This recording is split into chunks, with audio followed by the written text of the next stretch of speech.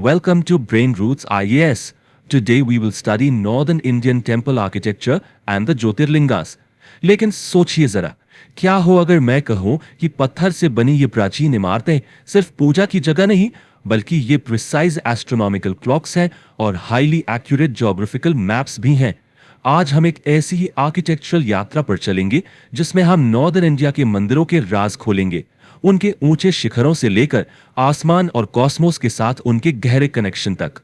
तो हमारा road map कैसा दिखेगा? सबसे पहले हम टेम्पल डिजाइन के सबसे फंडामेंटल डिफरेंस को समझेंगे। उसके बाद हम अलग अलग रीजन्स में जाएंगे, गुजरात, मध्य प्रदेश, ओडिशा, ये डिस्कवर करने के लिए कि कैसे हर जगह पत्थर को एक अलग रूप दिया गया, जिसमें माइंड बॉगलिंग इंजीनियरिंग और गहरी फिलॉसफी का एक बेहतरीन संगम है। तो आइए इस सफर पर चलते हैं। तो चलिए सबसे पहले उस फंडामेंटल डिफरेंस को समझते हैं, वो डिवाइडिंग लाइन जो पूरी इंडियन टेम्पल आर्किटेक्चर को दो बड़े डिस्टिंक्ट स्टाइल्स में बांटती है। जरा स्क्रीन पे नजर डालिए, आपको दो बिल्कुल अलग शेप्स दिख रही होंगी, राइट? साउथ इंडिया में आपको मिलता है विमाना स्टाइल। देखने में ये एक टियर्ड पिरामिड जैसा है, स्टेप बाय स्टेप, जैसे एक मल्टी स्टोरेड बिल्डिंग हो। इसके बिल्कुल ऑपोजिट नॉर्थ इंडिया में है शिखारा। ये एक स्मूथ कर्वीलिनियर स्पायर है, एक बी हाइव जैसी शेप जो सीधे आसमान की तरफ उठती है, जैसे एक अकेली मजेस्टिक माउंटेन पीक। और ये जो नॉर्थ इंडियन स्टाइल है ना, इसे हम कहते हैं नगारा स्टाइल। इसके पीछे एक बहुत ही गहरा, एक प्रोफाउंड आइडिया है। ये जो शिखरा है, ये सिर्फ एक डिजाइन एलिमेंट या डेकोरेशन नहीं है, ये एक सिंबॉलिक रिप्रेजेंटेशन है एक कॉस्मिक माउंटेन का, द मिथिकल माउंट मेरू, जिसे यूनिवर्स का सेंटर माना जाता है। तो इसका मतलब क्या हुआ? इसका मतलब हुआ कि हर नगारा टेम्पल अपने आप में एक मिनिएचर यूनिवर्स है। ओके, तो इस सेक्रेड माउंटेन वाले कॉन्सेप्ट को अभी होल्ड करके रखते हैं और चलिए देखते हैं कि डिफरेंट रीजन्स के आर्किटेक्ट्स ने इस आइडिया को कैसे जमीन पर उतारा। और हमारी पहली स्टॉप है गुजरात, एक ऐसी जगह जहां के टेम्पल बिल्डर्स, वो सिर्फ आर्टिस्ट नहीं थे, बल्कि ब्रिलियंट इंजीनियर्स और एस्ट्रोनॉमर्स भी थे। जरा सोचिए, एक ऐसे टेम्पल के बारे में सोचिए जिसका काम सिर्फ पूजा पाठ तक सीमित ना हो, बल्कि जो एक्टिवली कॉस्मोस के साथ एक डायलॉग में हो। एक ऐसी स्ट्रक्चर जो सन की हर मूवमेंट के साथ परफेक्टली इन सिंक हो। इसका परफेक्ट एग्जाम्पल है मोढेरा का सन टेम्पल। हम बात कर रहे हैं लगभग 1000 साल पहले की। यह सिर्फ एक बिल्डिंग नहीं है, यह एक जायंट सेलेस्टियल क्लॉक है। हर साल इक्विनॉक्स पर, जिस दिन दिन और रात बराबर होते हैं, सन की पहली किरण सीधे एब्सोल्युटली स्ट्रेट इनर सैंक्टम यानी गर्भगृह में आके पड़ती है। Just imagine the precision. और यही नहीं, इसके सभा मंडपा यानी असेंबली हॉल में एग्जैक्टली 52 पिलर्स हैं, 52 वीक्स इन अ ईयर। और सामने जो सूर्य कुंड है, स्टेपवेल, उसमें 108 छोटे छोटे श्राइन्स है, एक और सीक्रेट नंबर। तो देखिए, ये जो कॉम्बिनेशन है ना, सोलर साइंस और डीप सिंबलिज्म का, ये कमाल का है। और ये कोई आइसोलेटेड केस नहीं है। चलिए अब थोड़ा आगे बढ़ते हैं फेमस सोमनाथ टेम्पल की तरफ। वहां आपको मिलेगा बार्ण स्तंभ। ये क्या है? ये एक एरो पिलर है। ये पिलर आगे समुद्र की तरफ डायरेक्टली साउथ में पॉइंट करता है और इस पर लिखा है कि यहां से लेकर साउथ पोल तक बीच में कोई लैंड मास नहीं है। जस्ट थिंक अबाउट इट, उस टाइम की जियोग्राफिकल एंड नेविगेशनल नॉलेज कितनी एडवांस्ड रही होगी to make such a precise claim.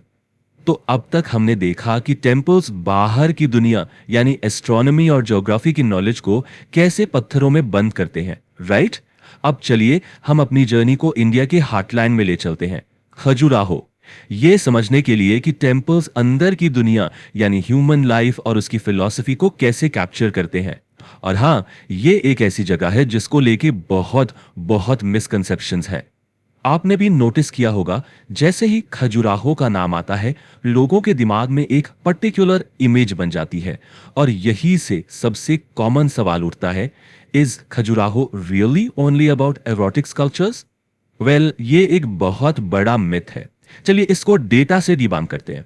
देखिए, खजुराहो की टोटल कार्विंग्स में से सिर्फ और सिर्फ 10% ही एरोटिक आर्ट यानी कामा को डिपिक्ट करती हैं। सिर्फ 10%। द रिमेनिंग 90% वो फोकस करती हैं लाइफ के बाकी गोल्स पर, धर्मा, अर्था और मोक्ष पर। इनमें आपको डेली लाइफ दिखेगी, वॉर सीन्स, म्यूजिक, फिलॉसफी, एक पूरी सिविलाइजेशन का आईना है ये। तो आप समझ रहे हैं, असली फोकस जो है वो एक कंप्लीट फिलॉसफी ऑफ लाइफ पर है। और ये जो आइडिया ऑफ कंप्लीटनेस है ना, ये उनके आर्किटेक्चर में भी रिफ्लेक्ट होता है। For example Kandariya Mahadeva temple को ले लीजिए। वहां एक मेन शिखरा नहीं है, बल्कि मेन टावर के चारों तरफ 84 छोटे छोटे टावर्स हैं। इन्हें उरुष श्रृंगास कहते हैं। और जो विजुअल इफेक्ट क्रिएट होता है, वाओ, ऐसा लगता है जैसे एक अकेला पहाड़ नहीं, बल्कि पूरी की पूरी माउंटेन रेंज आसमान को छूने की कोशिश कर रही हो। It's truly breath taking.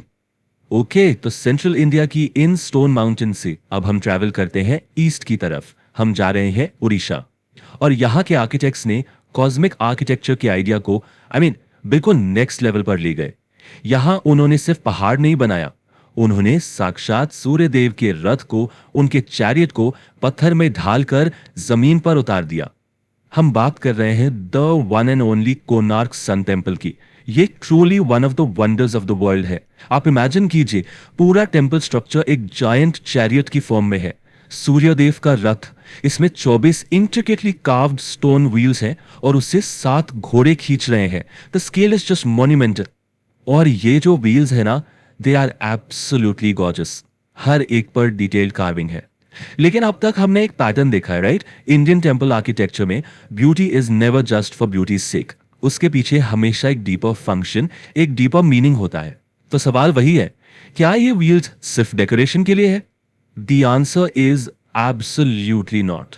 ये 24 व्हील्स में से हर एक व्हील एक परफेक्टली फंक्शनल प्रिसिजन सनडायल है। आप इसके स्पोक्स की शैडो से टाइम बता सकते हैं, down to the nearest minute. ये 13th century engineering in action है, जो आज भी वर्क करती है। It's mind blowing. तो देखिए, हमने वेस्ट से ईस्ट तक ट्रैवल किया, गुजरात से ओडिशा तक। हमने इंजीनियरिंग मार्वल्स देखे, फिलोसॉफिकल डेप्थ्स देखी, लेकिन इन सब अलग अलग रीजनल स्टाइल्स के बीच क्या कोई कॉमन थ्रेड है? क्या कोई ऐसी चीज है जो इन सबको एक साथ बांधती है? Yes, there is. एक स्पिरिचुअल कॉन्सेप्ट है जो इन अ वे पूरे देश में एक सेक्रेड एक्सेस क्रिएट करता है। और वो कॉन्सेप्ट है ज्योतिर्लिंगास का। पुराणों के अकॉर्डिंग एक बार भगवान शिव एक ज्योतिर्स्तंभ के रूप में अपीयर हुए, यानी an endless pillar of fire. एक ऐसी लाइट जिसका ना कोई बिगिनिंग था, ना कोई and.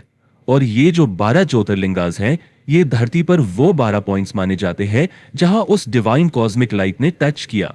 So don't think of them as just 12 separate temples, think of it as a sacred grid, एक नेटवर्क। ये नेटवर्क हिमालयस में केदारनाथ से शुरू होता है, वेस्टर्न कोस्ट पर सोमनाथ तक जाता है, सेंट्रल इंडिया में महाकालेश्वर में एंटर करता है, जहां you have the only south facing linga, और फिर आगे जाकर इंडिया के सदर्न टिप पर रामेश्वरम तक जाता है। It's literally a spiritual axis of India. तो ये जो स्पिरिचुअल एक्सिस है, ये पूरे देश को एक धागे में पिरोती है। अब जब हमने इतने सारे इंडिविजुअल एग्जाम्पल्स देख लिए हैं, चलिए एक स्टेप बैक लेते हैं। अब वक्त है इन सभी रीजनल स्टाइल्स को साइड बाय साइड रखकर कंपेयर करने का। तो चलिए इस टेबल की हेल्प से क्विकली रिकैप करते हैं। हमने वेस्ट में सोलंकी स्टाइल देखा, शार्प कर्विलिनियर टावर्स और उनके मैसिव स्टेप वेल्स यानी कुंड्स। फिर हम सेंटर में गए चंदेला स्टाइल, जिसका फोकस क्लस्टर्ड पीक्स यानी माउंटेन रेंज इफेक्ट और उसकी सुपर डिटेल्ड आइकनोग्राफी पर है। और फाइनली ईस्ट में कलिंगा स्टाइल, जो काफी हैवी और सॉलिड फील देता है with its unique focus on astronomical accuracy. तो देखा आपने, 3 different regions, 3 different philosophies written in stone, लेकिन सभी आते हैं नगारा स्टाइल के अंदर ही। तो हर एक स्टाइल अपने आप में यूनिक है, लेकिन ये सभी उस एक बड़े अम्ब्रेला, उस नागरा ट्रेडिशन का ही पार्ट है। और एंड में ये समझना जरूरी है कि ये मॉन्यूमेंट्स सिर्फ प्लेसेस ऑफ वर्शिप नहीं है, ये उससे कहीं ज्यादा हैं। एक कोड से बहुत अच्छे से समराइज करता है, from the astronomical alignments of Konark to the rebuilt spires of Somnath, they represent a civilization that used stone to speak of the infinite. सही मायनों में ये पत्थरों से बनी लाइब्रेरीज हैं, जिसमें साइंस, फिलॉसफी, हिस्ट्री सब कुछ एनकोडेड है। और ये हमें एक आखिरी लेकिन सबसे इंपॉर्टेंट सवाल पर लाकर खड़ा करता है। सवाल ये है कि how did ancient builders manage to encode such complex scientific and philosophical knowledge into stone with such precision? I mean, आखिर कैसे किया उन्होंने ये? इसका जवाब शायद इस बात में है कि उनके लिए फेथ और रीजन, विश्वास और तर्क दो अलग अलग चीजें नहीं थी। उन्होंने इन दोनों के बीच कोई दीवार नहीं बनाई। और यही जो सीमलेस इंटीग्रेशन है ना, यही इन टेम्पल्स का असली चमत्कार है। और शायद हमारे लिए आज एक बहुत बड़ा लेसन भी। If you found this lecture helpful, like, share and subscribe to the channel.